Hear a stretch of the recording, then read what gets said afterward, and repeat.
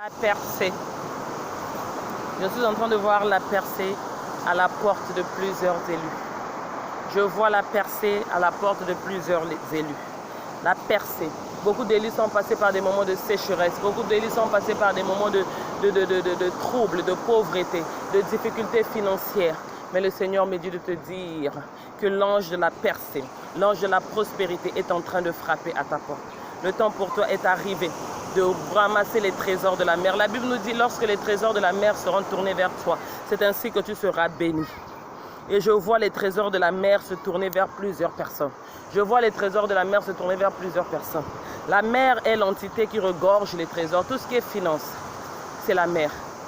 Quand on parle de trésors, il y a les finances, il y a l'amour, il y a les sentiments. Tout ce qui rend heureux, tout ce qui donne le bonheur, c'est la mer.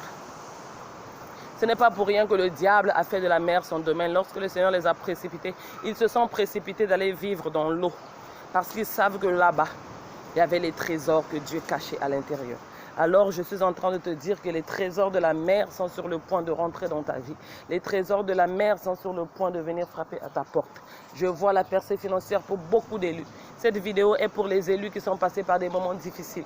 Des élus qui ont traversé la sécheresse. Les élus qui ont traversé le désert. Le Seigneur me dit de te dire qu'au travers de cette vidéo, ceci est un signe. Au travers de cette vidéo, il veut me dire de te dire... Je suis le canal par lequel il veut te dire que le temps de souffrance est fini.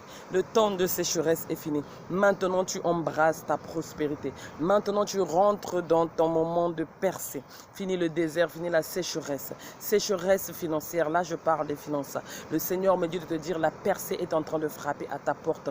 Toi qui es passé par le désert, il n'y a pas de Canaan sans désert. Il n'y a pas de Canaan sans désert, impossible. Alors tu te dis peut-être, tu te poses la question, pourquoi j'ai vécu toutes ces choses? Pourquoi j'ai vécu toutes ces difficultés? Pourquoi je manque de quoi manger, de quoi boire? Seigneur, pourquoi ma vie était si difficile financièrement? J'ai l'impression que tout est bloqué autour de moi, tout est fermé. Mais qu'est-ce qui se passe? Dieu me dit de te dire, va leur dire qu'il n'y a pas de Canaan sans désert. Tu es arrivé à Canaan, félicitations. Eh bien, c'est normal, il fallait que tu passes par le désert.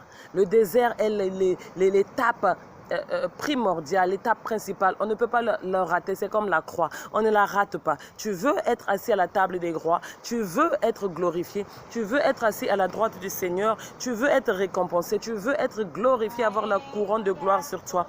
Je suis désolé, il faut que tu portes ta croix. Donc il y a des épreuves dans la vie d'un homme, dans la spiritualité qu'on ne peut pas éviter.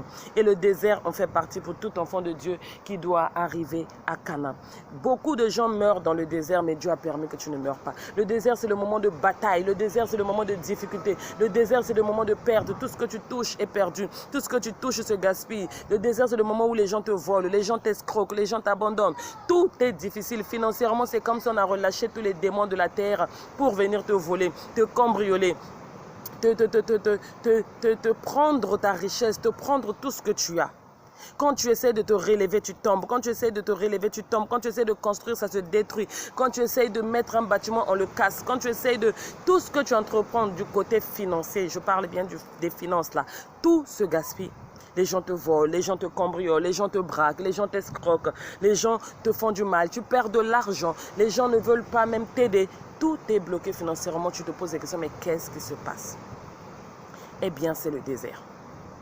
Ces gens-là sont envoyés à dessein parce que dans le désert, comme son nom l'indique, il n'y a pas d'eau, il n'y a rien. C'est le soleil, c'est la sécheresse, c'est le vide, il n'y a rien. Dans un désert, on ne construit pas de maison. Dans un désert, il n'y a pas de pompe. Dans un désert, il n'y a pas de mer ni de rivière. Dans un désert, on ne bâtit rien dans un désert. Le désert, il faut juste s'asseoir, regarder le ciel, espérer que Dieu nous apporte quelque chose. Le désert, il faut juste s'asseoir, crier cette femme-là et...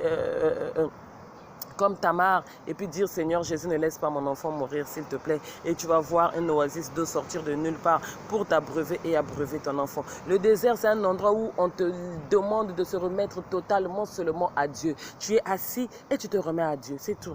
Donc quand tu sais, tu es assez spirituel et que tu sais que tu passes par le désert, tu ne te fatigues pas de construire, tu ne te fatigues pas de créer des ponts, tu ne te fatigues pas de créer des rivières artificielles, parce que tu sais tout ça sera brouté, tout ça sera éliminé, tout ça va disparaître, tout ça va s'écrouler parce que tu es dans le désert. Mais lorsque tu n'es pas conscient que tu es dans le désert, te voilà en train de te fatiguer à construire des immeubles, à construire des maisons, à investir dans certaines choses, à faire certaines choses. Tu t'évertues, tu te fatigues, mais On ne fait que écrouler tout ça. Tu te dis, mais pourquoi ces démons viennent dans ta vie écrouler toutes ces choses? Mais qui te dit que ce n'est pas l'univers qui est en train de envoyer pardon, ces forces-là pour détruire, pour ravir, pour t'escroquer, pour voler tout ce que tu bâtis?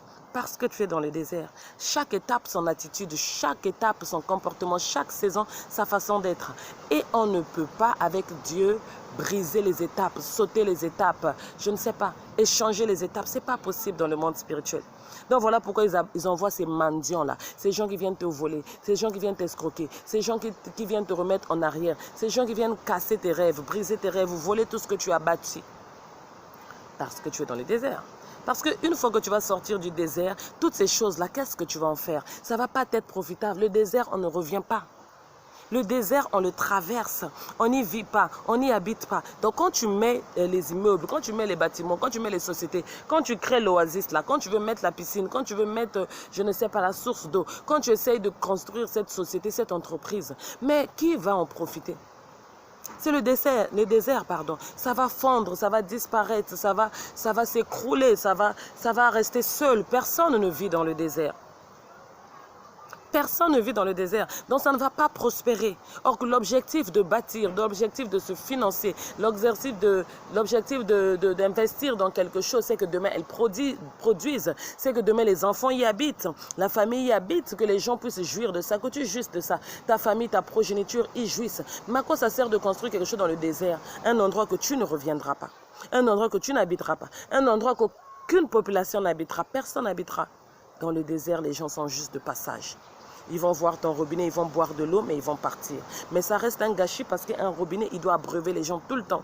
Pas attendre des passants tous les 1 année, tous les 2 ans, tous les 10 ans. Le désert, c'est un endroit de passage où les gens passent tous les 1 année, tous les 2 ans, tous les 10 ans, selon la mission, selon le temps de Dieu pour ces personnes-là de passer dans le désert. Donc tu ne peux pas aller finir des énergies là-bas, tes finances là-bas. Tu ne peux pas aller jeter tous les dons, les talents que Dieu t'a donné, l'énergie que Dieu t'a donné, déposer ça dans le désert, dans un endroit où ça ne pourra pas faire jouir les gens, bénéficier les gens. C'est peut-être les dons de chanter, les dons de danser, les talents d'écrire, toutes ces choses, d'enseigner, de prêcher, de baptiser, toutes ces choses que Dieu t'a donné d'une entreprise, peu importe le talent que Dieu a mis en toi.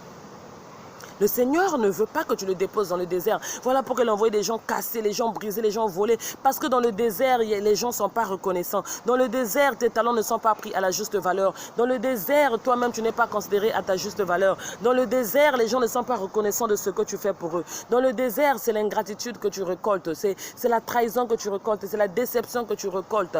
Dans le désert, les gens te jalousent. Ils veulent te tuer. Dans le désert, on veut que tu meurs de soif. Dans le désert, on veut que tu meurs de chaleur, de soleil. Dans le désert, on veut que tu restes seul, sans mari, sans femme, sans argent. C'est pour ça qu'ils t'ont conduit dans le désert. Donc tout ce que tu vas faire, laisser, emprunter, tout ce que tu vas déposer, investir, ne va pas fonctionner. Ils vont te le voler, ils vont te le ravir, ils vont te détruire, ils vont te rabaisser physiquement, financièrement, moralement.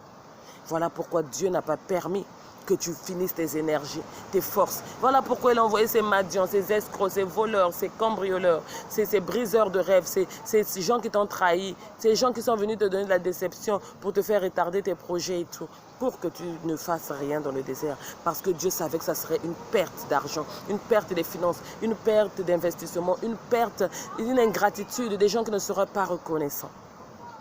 Mais que ces ressources-là seraient profitables à Canaan. À Canaan, les gens vont voir tes dons, les gens vont voir tes talents, les gens vont voir la belle personne que tu es. Les gens vont recevoir avec amour ce que tu as à offrir, tes talents, tes dons, ton ministère. Je ne sais pas, cette entreprise, elle va prospérer. Ce restaurant va avoir des gens. Les gens vont voir qui tu es réellement. Dieu va permettre de te mettre dans un endroit, c'est Canaan. Canaan, c'est le pays où coule le lait ou le miel. Canaan, c'est ta terre de repos. Canaan, c'est ta terre de prospérité. C'est ta terre de bénédiction. Donc, partout où tu iras, tout ce que tu feras, les gens vont t'aimer. Ils vont t'admirer. Ils vont voir en toi l'amour, la lumière, le divin. N'oublie pas que Canaan, c'est ta terre. C'est ton kingdom. C'est ton kingdom, comme le dit ton mot, kingdom, ton royaume. Donc, là-bas, tu es roi. Là-bas, tu es reine. À Canaan, tu es attendu. On attend un chanteur. Ils n'ont jamais vu de chanteur. On attend quelqu'un qui va faire des dessins. Il n'y a pas de dessinateur. Ils attendent un thérapeute, ils attendent une servante de Dieu, un prophète, ils en ont besoin pour leur montrer la direction, le guide. Ils attendent cette société. Je ne sais pas le don et le talent que tu as, quelqu'un pour les baptiser, quelqu'un pour les prêcher. Ce que tu as, qu'on n'a pas reconnu dans le désert, qu'on n'a pas vu dans le désert, à Canaan, ils attendent ça. Parce que Canaan, c'est ton kingdom, c'est ton royaume. Dans ton royaume, tu es le roi. Alors, tant que tu n'arrives pas dans ton royaume, les habitants du royaume, ces esclaves-là, ces paysans, ces villageois, ces petits peuples-là, ils sont en manque d'argent, ils sont en manque d'amour, ils sont en manque de lumière, ils sont en manque de médecins, en manque de thérapeutes, en manque de pasteurs, en manque de prophètes, en manque d'amour, en manque de toutes ces choses que tu as déversées dans le désert, que tu as donné. Ce talent-là, peut-être, tu écris des livres, tu chantes, tu danses, tu apportes de la lumière, tu fais des films, tu apportes de l'amour, tu aides financièrement. Ces choses, tu as ton entreprise, tu fais des habits, tu fais des cheveux. Toutes ces choses que tu as données dans le désert que personne n'a pas vu, n'a pas reconnu, dans le Canaan, c'est attendu. Dans le Canaan, c'est recherché. Dans le Canaan, ils attendent ça tel un oasis, tel de l'eau dans un désert. C'est pour ça que c'est en Canaan, parce que c'est toi le roi là-bas, parce que c'est toi la reine, parce que c'est toi la reine qu'ils attendent, le roi qu'ils attendent, le prince qu'ils attendent, la princesse qu'ils attendent dans ce royaume vide d'amour, vide de lumière, vide de richesse, vide de finances, vide de tailleurs, vide d'entrepreneurs, vide de directeurs, vide de chanteuses, vide de danseuses, vide de médecins, vide de thérapeutes, vide de prophètes, vide de ce que tu es. Tu es la réponse à ces personnes-là, à la prière de ces personnes-là. Voilà pourquoi Dieu n'a pas permis que dans le désert, que tu continues à finir tes énergies et tes forces. D'où les voleurs, d'où les madians, d'où les escrocs, d'où les gens qui t'ont trahi, la déception, parce que l'objectif était que tu sortes du désert. Le désert n'est pas un endroit d'habitation, mais est un endroit qu'on traverse. Lorsque je traverse la vallée de l'ombre de la mort, je ne crains aucun mal. Tu traverses l'ombre de la mort, tu traverses le désert, tu n'y vis pas, tu n'y restes pas. Mais maintenant que tu es sorti, le Seigneur me dit, la percée est à ta porte. C'est le temps de la percée, c'est le moment de la percée. Alors apprête-toi à recevoir les trésors de la mer, les trésors de la forêt, les trésors de l'atmosphère, de l'air, du ciel. Tous les éléments puissants qui regorgent les trésors pour toi. Le Seigneur te les donne en héritage. Le Seigneur te les donne en récompense. Reçois ta récompense, reçois ta prospérité, reçois ton succès, reçois tes finances. C'est fini le désert, c'est fini la sécheresse, c'est fini les escrocs, les mendiants, les voleurs, toutes ces personnes-là, les cambrioleurs, les braqueurs financiers, c'est fini. Que le Seigneur te bénisse. Voilà ce que je voulais te partager en cet après-midi. Reçois l'ange de la prospérité. Sois béni.